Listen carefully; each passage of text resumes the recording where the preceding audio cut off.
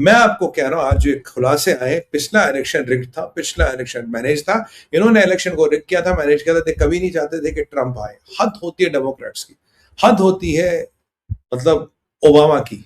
और ये ओबामा वही है जो कवर फायर देने आता है। कहानी इतनी नहीं है, कहानी तो ओबामा मतलब कहानी तो ये भी है। तीन बड़ी चीजें मैं आपको बताऊं। अभी ट्रंप एडमिनिस्ट्रेशन के अंदर भी रिफ्ट है, ट्रंप एडमिनिस्ट्रेशन के अंदर भी मतभेद है। अभी देखिए, जेडी वंस और पीट हेग्सेथ में पूरा द्वंद है।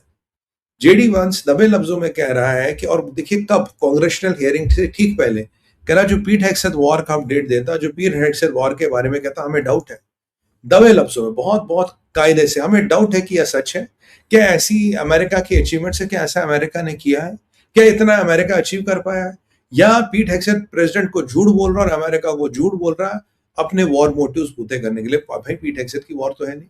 कह रहे ये पीट हेग्सेथ जो ये कलाकार आदमी है, कलाकार आदमी के ये टीवी का इसका बैकग्राउंड रहा है, and because of his TV background he knows how to talk, he knows how to walk. और ये ट्रंप और अमेरिका को बल करा रहा है रिगार्डिंग अचीवमेंट। चलो पीट हेग्सेथ झूठ बोल रहा तो डायन क्रेन भी झूठ बोल रहा, पूरी अमेरिका की सेना भी झूठ बोल रही है। ये डेमोक्रेट्स वही है जो कह रहे हैं कि भाई हमने तो ये जो ट्रंप को मरवाने की कोशिश कर रहे थे, ये कह रहे थे कि हमने जनरलों से पूछा, उन्होंने कहा हमें तो पता ही नहीं कि ऑब्जेक्टिव क्या है युद्ध का। ट्रंप ने तो हमें बेकार के युद्ध में डाल दिया, we don't know what we are going to achieve.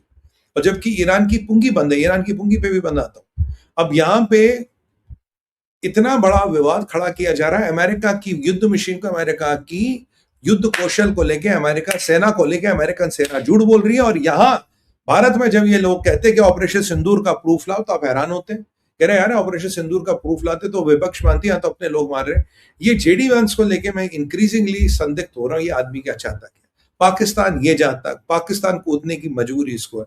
युद्ध ना करो उसका ये हितैषी है। ईरान खतरनाक है उस ये समझाना चाहता है। मार्को रूबियो से इसकी नहीं बनती, हेग्सेथ से इसकी नहीं बनती।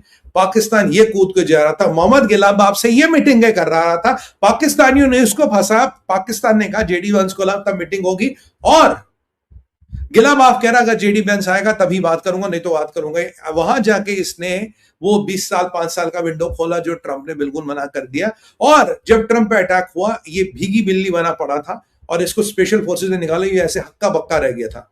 और ये वही था, इसने कहा जी ये ज्यादा लेफ्टिस्ट टेरर है, यहाँ पे ये लेफ्ट का आतंकवाद है जो माननीय लिए इस आतंकवादी हमले को लेफ्ट का आतंकवाद कह रहा है, जिसको देख के कैश पटेल और एफबीआई की नींदें उड़ी पड़ी है। ये आखिरकार जेडी वंस चाह क्या रहा? और ये आज इतना तेज आदमी है, ये नेक्स्ट अमेरिकन प्रेसिडेंट बन सकता अगर ट्रंप को कुछ हो गया। यू कैन इमेजिन अगर ये अमेरिकन प्रेसिडेंट बन गया, इजराइल गया, ओबामा का चचेरा भाई है, ये क्या करना चाहता? What is he up to? You can have a different point of view against the war, but अगर आपकी सेना युद्ध में है, आप सेना के कौशल पे, आप सेना के मोराल पे, आप गवर्नमेंट के इंटेंशन पे सवालिया निशान नहीं उठा सकते। अपने मित्र, अपने पड़ोसी को, अपने कोलीग के इंटेंशन पे सवाल। आप कह रहे हो कि पीट हेग्सेथ ड्रामेबाज है, पीट हेग्सेथ टीवी कलाकार है इसलिए बोल रहा है। क्यों? पीट हेग्सेथ मीडिया में बहुत बोलता है, पीट हेग्सेथ की लोग सुन रहे, पीट हेग्सेथ इज राइजिंग। और वैसे भी जो डेमोक्रेट्स है, जो उनके हितैषी है, ये पीट हेग्सेथ को बड़ा नफरत करते, जो जेडी वंस को पसंद करते। ये वही बात है कि हाफिज सईद के फेवरेट पत्रकार, जो हाफिज सईद के फेवरेट पत्रकार है, वैसे गिलाबाफ का फेवरेट नेगोशिएटर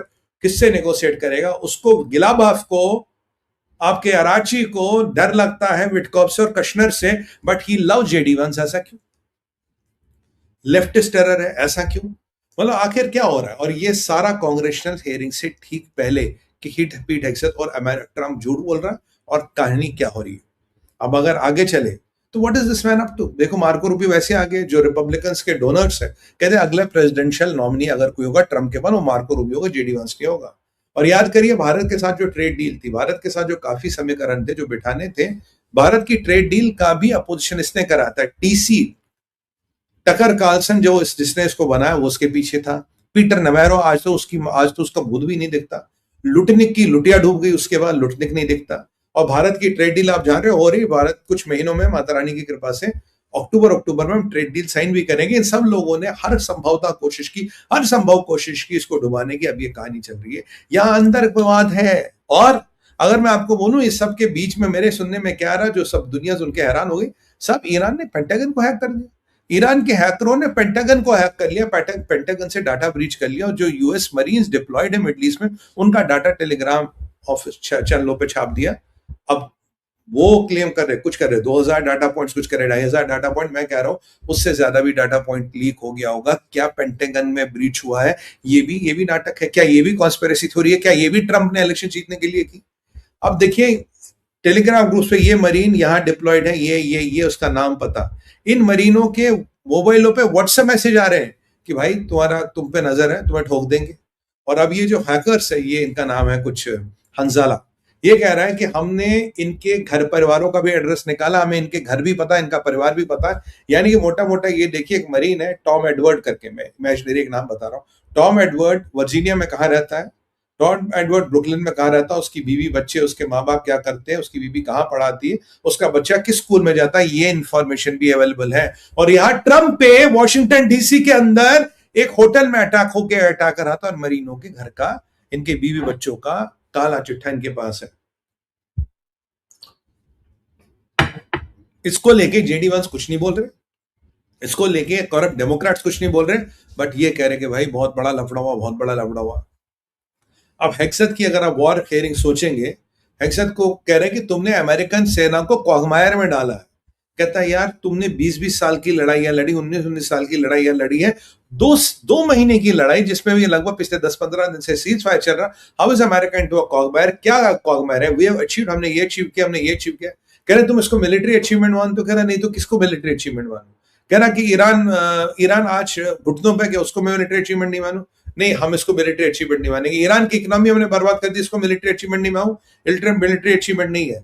अमेरिका पे युद्ध का खर्चा कितना है mister secretary of war, do you know? मुझे लगता था यार $800 मिलियन दिन का, आपको पता है युद्ध का खर्चा कितना है? 40 दिन का युद्ध हुआ करीब करीब, करीब $35 मिलियन, $35 मिलियन का खर्चा है भाई जी युद्ध का। और ट्रंप का बजट कितना? $1.5 ट्रिलियन। कह रहे कि हमें अमेरिका को बचाना है, अमेरिका को युद्ध लड़ने के लिए तैयार रहना पड़ेगा। ईरान का atom bomb cannot be a perpetual threat to America and the civilisation of America. उस पर रो खन्ना, ये भारतीय मूल के हैं, ये इनका जरा वक्तव्य सुनिए। रो खन्ना साहब कह रहे तुम्हारे को पता है इस लड़ाई की खर्चा कितना है? बोला बोल तो दिया 35 मिलियन। कह रहा नहीं, फिर कहता $600। मैंने कहा नहीं, $600 क्या है? कह रहा $600 for every tax paying American he has to foot your war bill, $600। मतलब आप एचके पने की भी हराम, मतलब एचके पने की भी पराकाष्ठा है। $600 का युद्ध खर्च है अमेरिकन पे, पर अगर ईरान आके एटम बॉम्ब डालेगा वो मंजूर है, $600 खर्चने मंजूर नहीं है। ओबामा केयर में इससे ज्यादा पैसा इंश्योरेंस कंपनियों को दिया गया उनको अमीर बनाने के लिए। $1.57 बिलियन जब भेजा गया ईरान को, तब इन डेमोक्रेट्स को तकलीफ नहीं थी।